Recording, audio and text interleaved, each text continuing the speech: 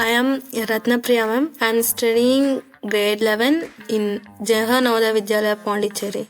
Who is your biggest ally and why? My ally is my mother and father. They support me in anything I want. They will leave to my choice in decisions or anything. I'm your host, Vandana Goyal, co-CEO of Avanti Fellows. Last season, I spoke to inspiring women who've worked their way to the top and built something from nothing. Yet, when we talk about success, it's hardly ever achieved without the support of those around you. To be precise, without allyship. Excited to finally be part of the podcast. Along with me this season is my co-host, co-CEO, and ally, Akshay Saxena. We will be talking to successful women and to the allies that have supported them along the way.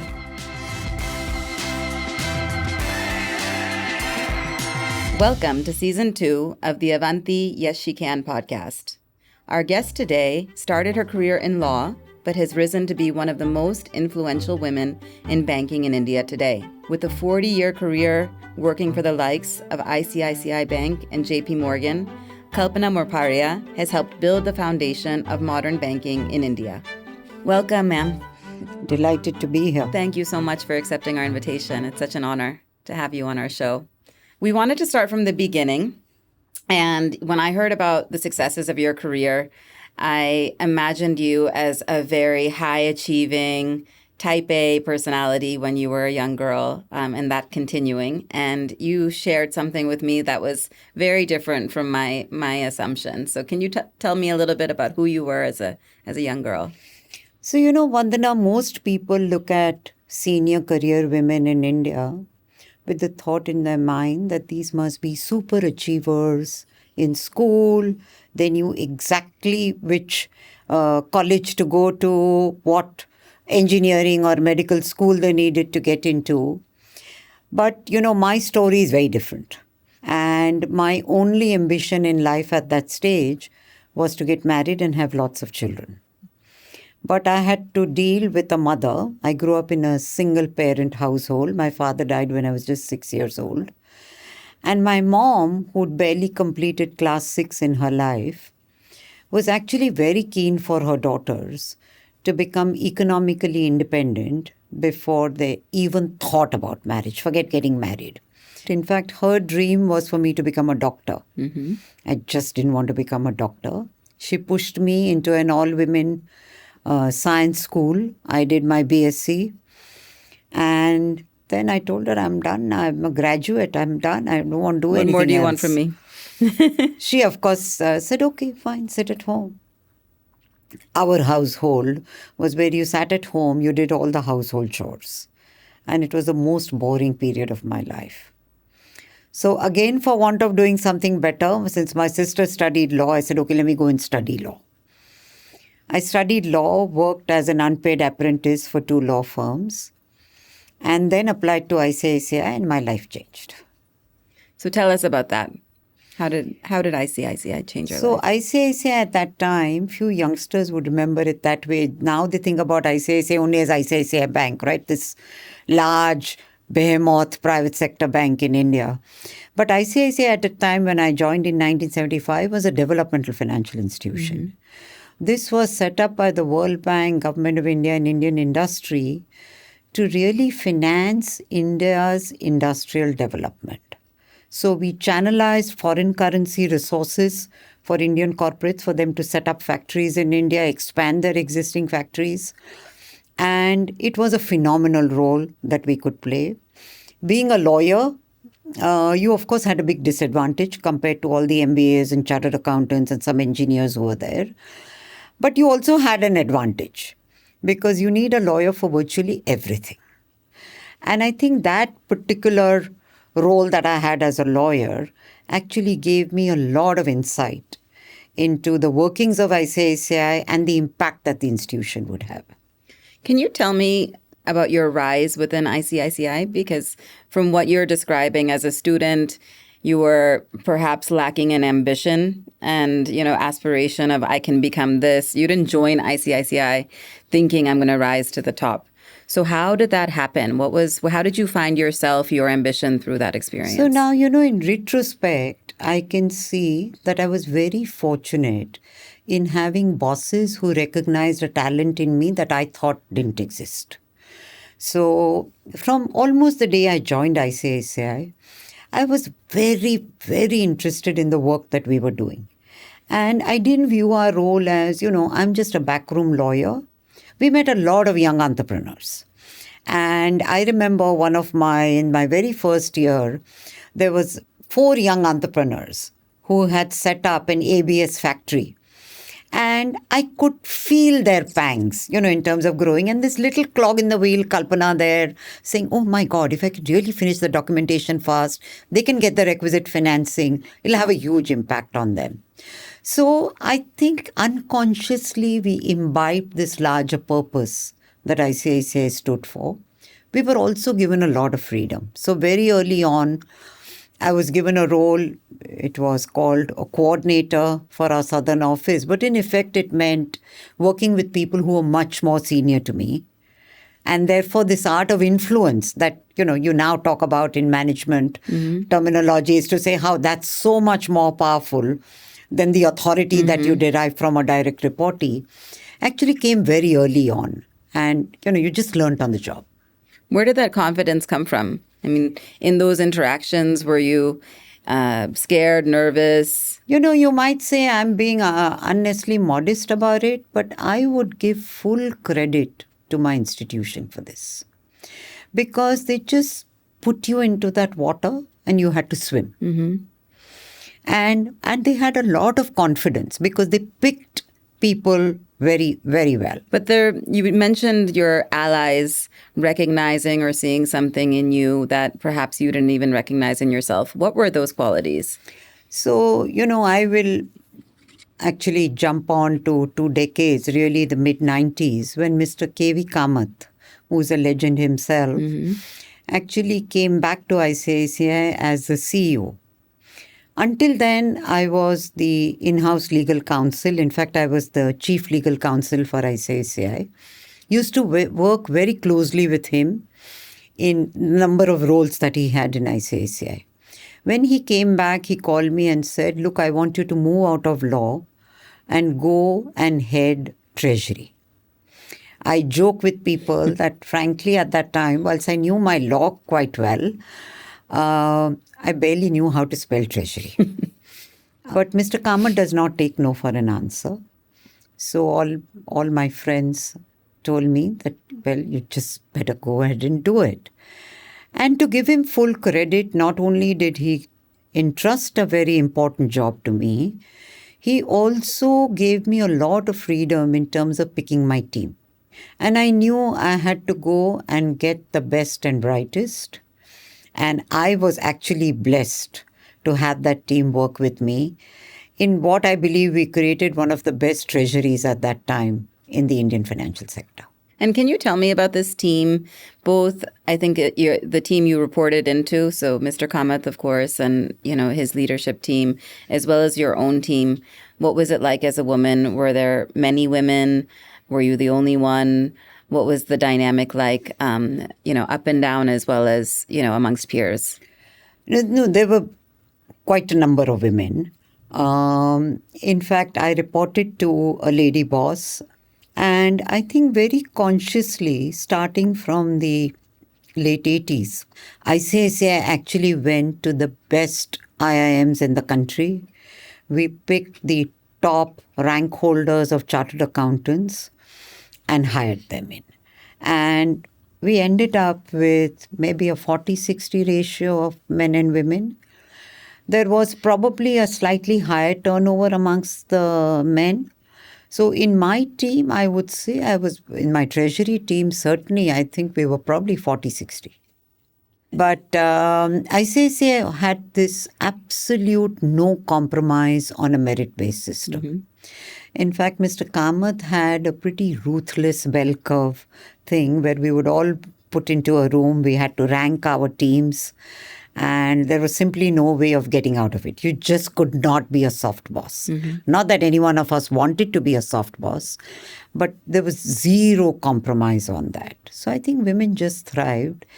I must admit to you that ICICI at that time did nothing special.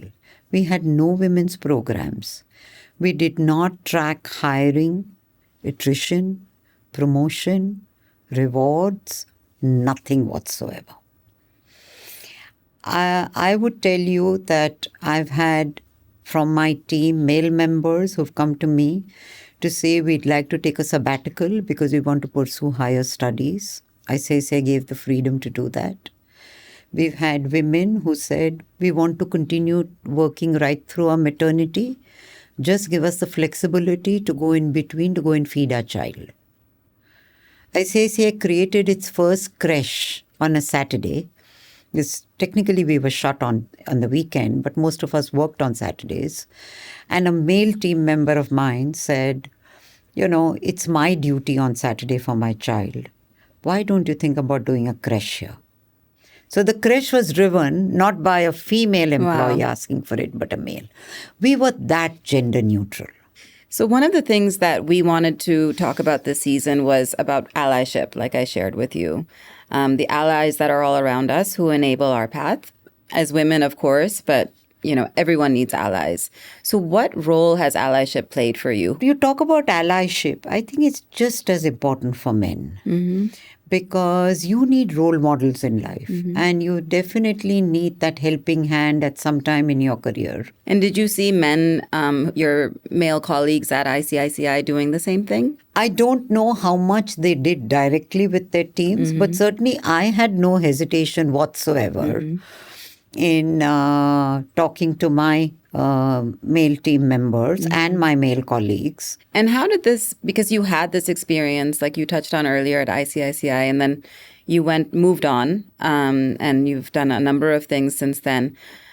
Was it jarring for you to be in an environment where perhaps the culture was not the same? So I retired from ICICI. ICICI had 58 as a mandatory retirement age. I was the number 2 person in ICICI at that time. And I joined JPMorgan, this huge global bank. And JPMorgan had a lot of initiatives for women. We had a women's networking group that was sponsored by some of Jamie's OC female members as well. And as is typical, they would tell me, why don't you go and address this, etc. Initially, I resisted it a lot because we did none of this in ICICI. And you're such a prisoner of your own experiences that you just want to push back of what was not your experience, right? Of course, JP Morgan had none of that, and therefore they told me to just go ahead and address women. And I do want to narrate this instance to you because there are 2 great leadership lessons in it.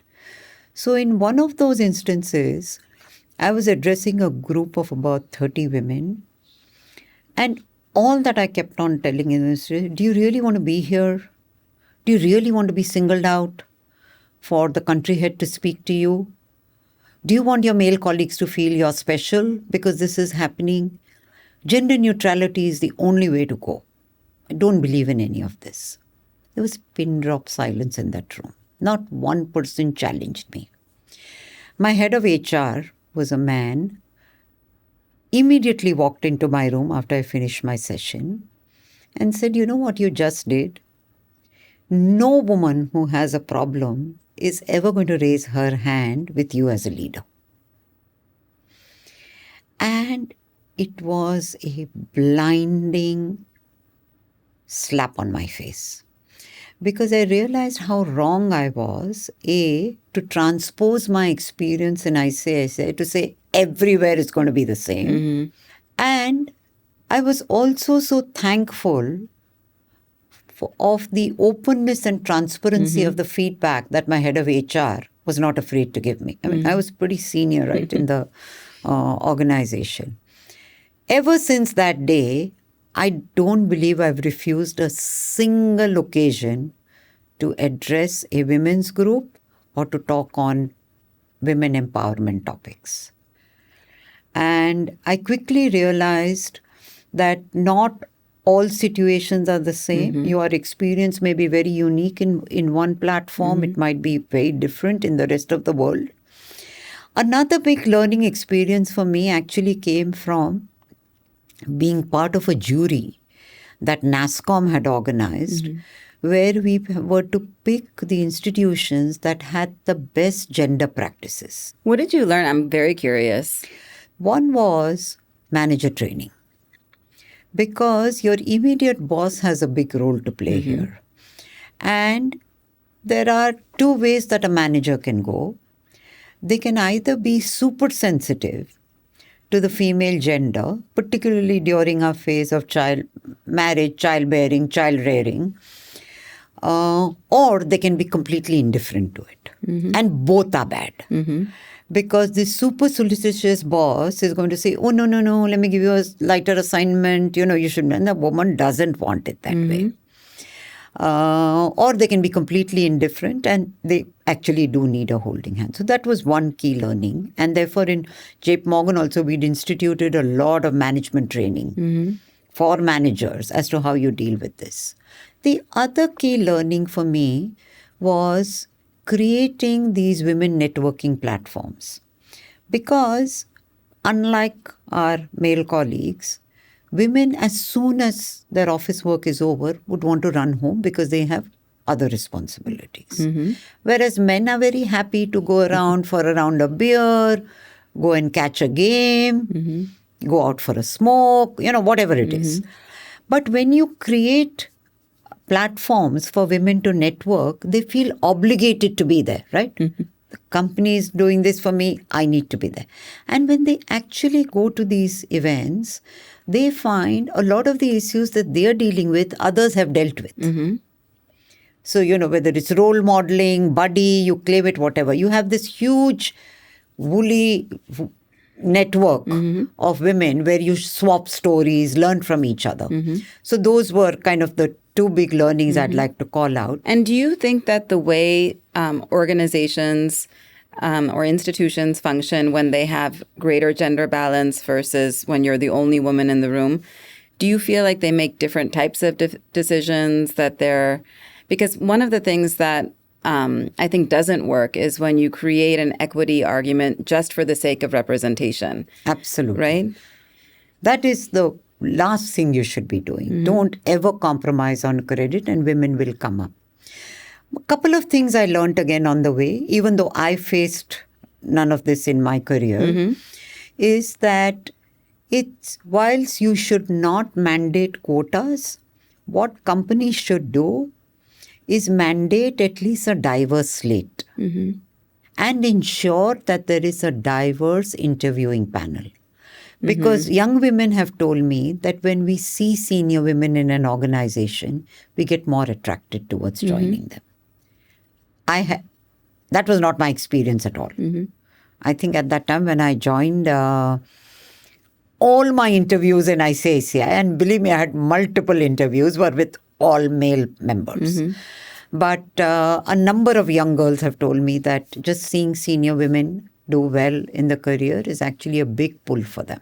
And what was your initial reaction when you went into, at that age, to go into a place where all of a sudden you're talking about women's programs? I guess your first reaction was to go into that room and say... Yeah, first reaction was a big pushback, but I pivoted very quickly and then became quite a passionate and vocal voice on this.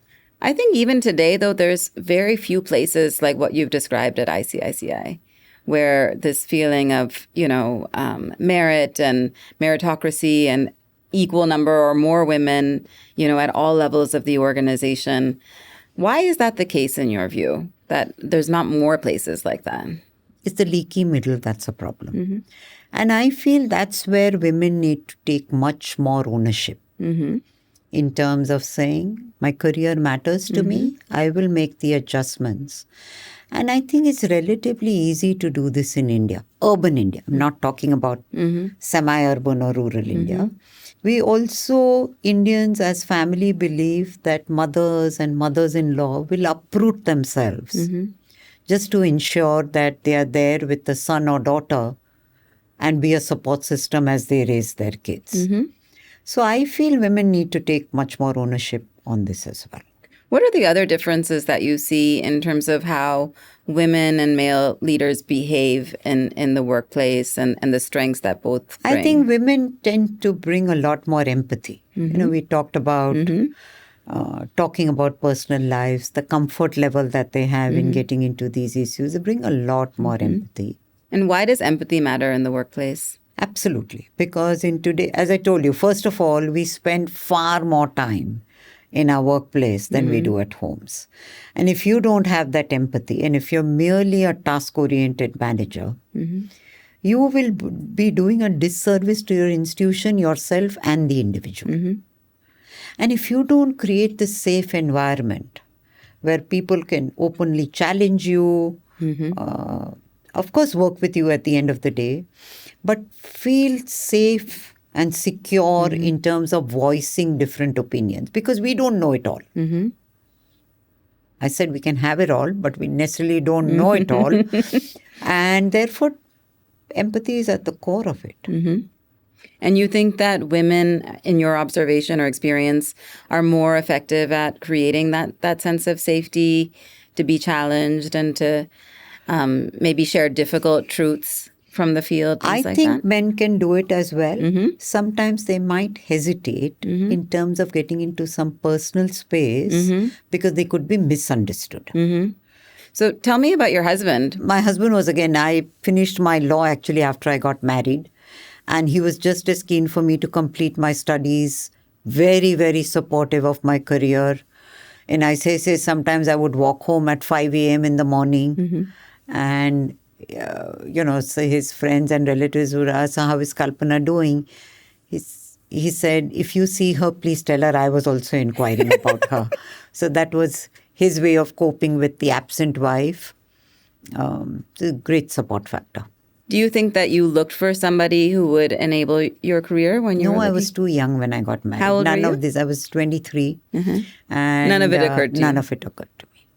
I was appearing for my second year law at that time. I had no clue that I would ever become a career woman. And you fell in love, or you were... I fell in love. And he was a great support to me. Did he have the same amount of ambition in his career? No, they were a family business, neon and plastic science. So he was very much into that. He did multiple other things as well. He was very happy for his wife to do what she wanted to do. How do you think, I know we've spoken about, not having children wasn't necessarily a choice, but that was how That's life how played God out. willed it. Yes. And, we were blessed with 2 kids, but after 8 years of struggle and the miracles of modern science, that helped us. But I could have very much been in the same position as you. How did not having kids, do you ever think about that? Like, how would life have been different for you? No, I used to think a lot about it. And one of my greatest regrets in life was to be a barren woman. In my time, science was not as evolved as in your time. Yeah. I would say that regret changed about close to 10 years ago. As I got more and more deeply involved in my spiritual journey, I actually don't regret not having children today because I feel I have an opportunity to be completely detached, do my duty, but be completely detached and try as much as I can to follow the teachings of Lord Krishna and Bhagavad Gita. One of the things when we were struggling to have children, my mom said to me at one point was that you have to be a whole person without kids. The kids will not define you. They will not make you. You have to be whole and complete and see yourself as whole and complete, irrespective of who is there in your life. And that for me was a very transformative way of looking at my situation. And I actually believe that the only reason, thanks to science, and other things, that kids came into our life was when I actually had transitioned to that place where I said, I can create a life of my own, a complete life that is equally worthy and purposeful with or without them. Yeah. And that was also my hunger to go back to work. I went back to work also immediately after having children. partly it was because of my purpose and the work that I do, and partly it was because of the role model that I want to be for my children, where they see their mother pursuing passions other than them. And how have you seen women navigate that in the workforce? I think almost all of my close friends and colleagues have children. And most of them, in fact, have not given up on their career. There were a few promising women earlier in my career who were so good at work. I mean, they could have been CEOs of any one of the financial institutions that you see today. Abruptly, parents found a boy, got married, and camped out. And I would actually, try my best to persuade them as to say, why are you doing this? That's what they wanted to do. So, are you still in touch with them? Some of them. Do you think they have regrets? Not really. They feel we've journey. taken our choice. That's your journey, That's what it is. And someone decided to follow her husband all across the world. And then if, she'd continued where she was, today she would have been the CEO of a top bank. One of the things that, we've talked about previously was finding purpose. And, the way that you describe ICICI and, I think the way it fueled your ambition and, your trajectory was because it gave you a deep sense of purpose. So how, and that was similar for my experience, what are the things that we can do to enable all young people, men and women, men and women to find that purpose and to kind of, even when it's not obvious? I think that's the only thing you've got to do. To my mind, unless the person who joins a workforce or wants to start a business, become an entrepreneur, unless he or she identifies with that purpose, it's not going to work. When you join any enterprise, whether for-profit, not-for-profit, entrepreneur, middling employee, do you know what the purpose of this organization is, and do you identify with it? I would go even beyond identification. Does it consume you? If it does, there's no looking back. That's beautiful. I actually am curious about how you see purpose today for your own life. What is your purpose now? So I now define my purpose, of course, in terms of the duty that I owe to my closest friends and my family, and even on the companies on whose boards I am, both for-profit and not-for-profit. If we are looking to advance, female representation in the country's best colleges, the IITs, NITs, the best commerce colleges, law colleges, what do you think is one thing that we should get right? I think you've again got to bring this whole idea of the purpose to your students. So why do I want to pursue a medical degree? Because I want to impact well-being of humans, not cure diseases. And you see the difference? Why do I really want to be a top-class engineer? Because I want to be a small clog in that wheel that's going to drive India's efficiency. It's beautiful. And that's a perfect way to end. Thank you so much Pleasure. for being here.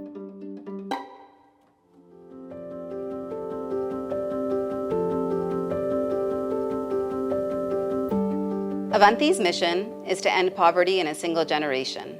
We do this by identifying bright, motivated students across India who are passionate about pursuing a career in STEM.